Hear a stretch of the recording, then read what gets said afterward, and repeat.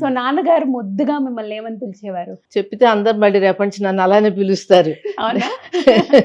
ఎందుకంటే బాగా ఇలా సన్నగా ఉండేదాన్ని, కొంచెం గట్టిగా ఊస్తే వెళ్ళిపోయి ఇంకో వీధిలో పడిపోయేటట్టు ఉండేదాన్ని. అందుకని పీసు అని పిలిచేవారు. అమ్మగారు కూడానా? లేదు లేదు, నాన్నగారు నాన్నగారు మట్టుకి సో చాలా. నాన్నగారు పిలుస్తారు కాబట్టి మేము అందరం పిలవకూడదు అయితే. ఆయన ప్రత్యేకంగా మిమ్మల్ని పిలుచుకుంటారు కాబట్టి. నిజమేనా ఎప్పుడన్నా నేను ఇంట్రోలో చెప్పినట్టు ముద్దుల కూతురేనా మీరు? ఆ. అవునా?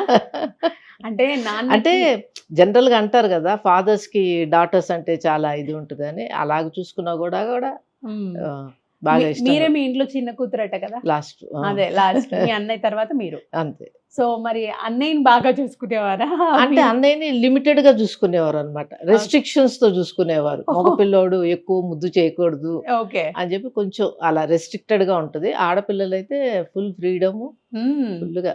నైట్ షూటింగ్ నుంచి లేట్ గా వచ్చినా సరే నేను మేల్కొని ఉండేదాన్ని, నాన్నగారు వచ్చేంతవరకు. ఓకే.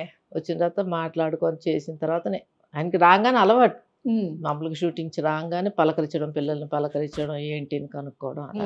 అంటే మేడం ఇప్పుడు ఉన్న రోజుల్లో అంటే ఇప్పుడు మీరు ఒక ఏజ్కి వచ్చారు, ఒక బాధ్యతలు అంటే పిల్లలు పెద్దవాళ్ళు అయ్యాను అంతా ఉంది కాబట్టి కొంచెం మనకి తెలుసు ఎలా ఉండాలి, అవతల వాళ్ళతో ఎలా ఉండాలి, ఇలా ఉండాలి అని చెప్పేసి. చిన్నప్పుడు అవి ఏమీ తెలియదు ఉండవు. మనకి. చాలా స్వచ్ఛంగా ఉంటాం మనం, అంటే ఏమీ తెలియకుండా ఏది ఉంటే అది మాట్లాడేయడం అలా ఉంటది.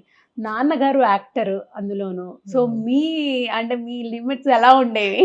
అంటే నాన్నగారు అంటే ఇప్పుడు నేను 1960లో పుట్టాను నేను. ఓకే. నాన్నగారికి 62 నుంచి మంచి పీక్ పీరియడ్ అనమాట ఓకే. ఫిలిమ్స్ లో. బాగా ఫిల్మ్ ఆయన యాక్చువల్ గా ఇండస్ట్రీకి ఎప్పుడో వచ్చారు, బట్ మెల్లగా స్లోగా 56 57 నుంచి బాగా పికప్ అయ్యి 62 వచ్చేటప్పటికి పీక్స్ లెవెల్లో ఉన్నారు. ఫుల్ బిజీ అనమాట. ఓకే. ఒకే రోజు 2-3 షిఫ్ట్లు చేస్తున్న షూటింగ్స్ కూడా జరుగుతున్నాయి.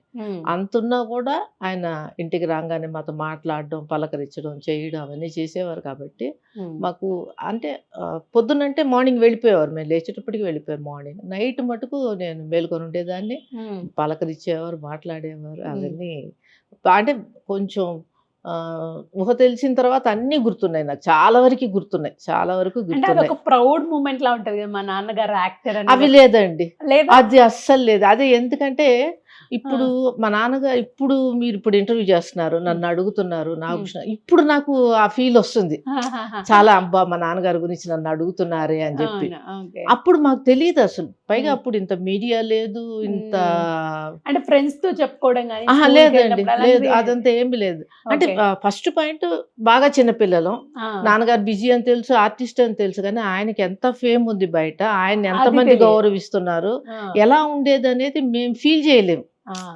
ఇప్పుడు తర్వాత మేము పెద్దోళ్ళు అయిన తర్వాత ఇప్పుడు తెలుస్తుంది ఎంత గొప్పవారు అనేది. అందుకే అంటారేమో ఎంత పెద్ద స్టార్ అయినా సరే కొడుకు దగ్గర తండ్రి, లేకపోతే తండ్రి దగ్గర కొడుకే అంటూ ఉంటారు.